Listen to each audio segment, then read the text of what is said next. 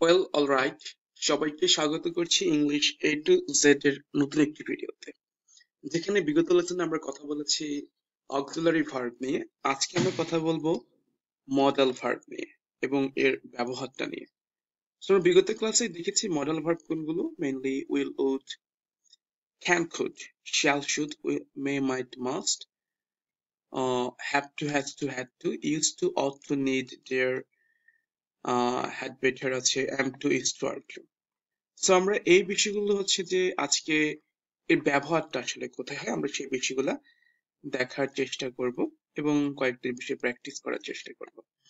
তার আগে আরেকটি বিষয় মনে না রাখলেই নয়, সেটি হচ্ছে যে মনে রাখবেন মডাল ভার্বের পরে সবসময় ভার্ব ওয়ান বসে, আই মিন ভার্বের প্রেজেন্ট ফর্ম বসে। I repeat the line, modal ভার্বের পরে সবসময় ভার্ব ওয়ান বসে।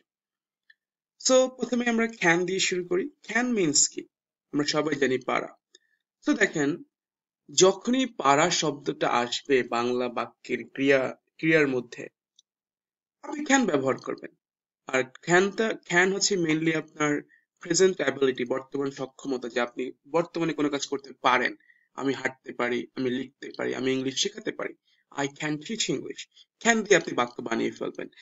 আরেকটা যে পারমিশন নেওয়ার ক্ষেত্রে, যে can I go, can I play cricket, এটা হচ্ছে আপনার অনুমতি নেওয়ার ক্ষেত্রে ব্যবহার করা হয়। এবার দেখেন, ক্যান মানে যদি হয় পারা, মানে প্রেজেন্ট অ্যাবিলিটি, তাহলে কুড কি হবে? এটা হচ্ছে ফার্স্ট। কুড মানে কি? পারতাম, অর্থাৎ কোন একটা কাজ আপনি অতীতে পারতেন, লাইক আপনি অতীতে টেন্স পারতেন, বা আমি অতীতে টেন্স পারতাম, তাহলে আই কুড নো টেন্স, আমি টেন্স জানতাম অতীতে, এখন জানি না।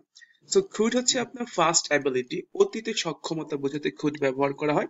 আর কাউকে পোলাইটলি রিকোয়েস্ট করতে, like could you please give me a glass of water, or could you please love me, could you please hate me, I mean আপনি কি আমাকে ঘৃণা করবেন, আপনি আমাকে ভালোবাসবেন, কাউকে পোলাইট রিকোয়েস্ট করতে হচ্ছে আমরা খুদটা ব্যবহার করতে পারি। এরপর হচ্ছে শুড। শুড মিন্স হচ্ছে কি, এটা আপনারা জানেন। শুড মিন্স হচ্ছে উচিত, অর্থাৎ কোন একটা কাজ আপনার করা উচিত। কাউকে অ্যাডভাইস দেওয়ার ক্ষেত্রে আমরা এটা ব্যবহার করি, তোমার যাওয়া উচিত, তোমার ইংলিশ শেখা উচিত, তোমার তাকে ইংলিশ শেখানো উচিত। এই যে উচিত কথাটা আসলেই আমরা শুড দিয়ে বাক্যটা বানাবো। So I should go, I should kill him, আমার তাকে হত্যা করা উচিত। উই শুড ইট, আর এটা কোশ্চেন করার ক্ষেত্রে যে আমার কি যাওয়া উচিত, সেটাই কেউ আপনি এটা ইউজ করতে পারেন। আর উইল এবং উডটা হচ্ছে আপনার ফিউচার সেন্সে ব্যবহার করা হয়, যে আমি যাব, আমি খেলবো, আমি পড়বো, I will play, I will go. আর উড হচ্ছে আপনার কোন একটা কাজ আপনার করতে ভালো লাগে, আপনি ভালোবাসেন, so I would love to do it, আপনি উড এক্ষেত্রে ব্যবহার করতে পারেন। আর মেই মানে হচ্ছে কি? পারা। দেখেন, ক্যান মানেও পারা, মেই মানে পারা। মনে রাখবেন, মেয়ের ক্ষেত্রে হচ্ছে লেস পসিবিলিটি, সম্ভাবনা কম, যেখানে ব্যবহার করা হয়। আর পারমিশন নেওয়ার ক্ষেত্রে, like may I come in sir, may I go. আর সম্ভাবনা কম বুঝালে আমরা মে ব্যবহার করি।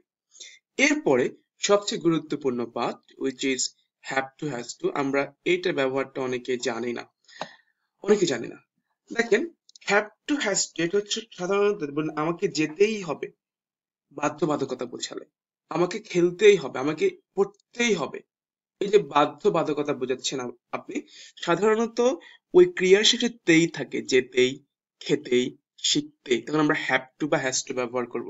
কারণ হ্যাভ হয় কখন, হ্যাজ হয় কখন, আপনি এটা নিশ্চয়ই ইতিমধ্যে জানেন, আমি শেয়ার করেছি সাবজেক্ট প্লাস অক্সিলারি ভার্বের ওই জায়গাটায়, বা বিগত ভিডিওতে শেয়ার করেছি। সো কি হচ্ছে, বাধ্যবাধকতা বোঝালে আমাকে যেতেই হবে, আই হ্যাভ টু গো, তাকে পড়তেই হবে, হি হ্যাজ টু রিড, যেতেই থাকে, যেতেই, খেতেই, পড়তেই আমরা হ্যাভ টু বা হ্যাজ টু ব্যবহার করব।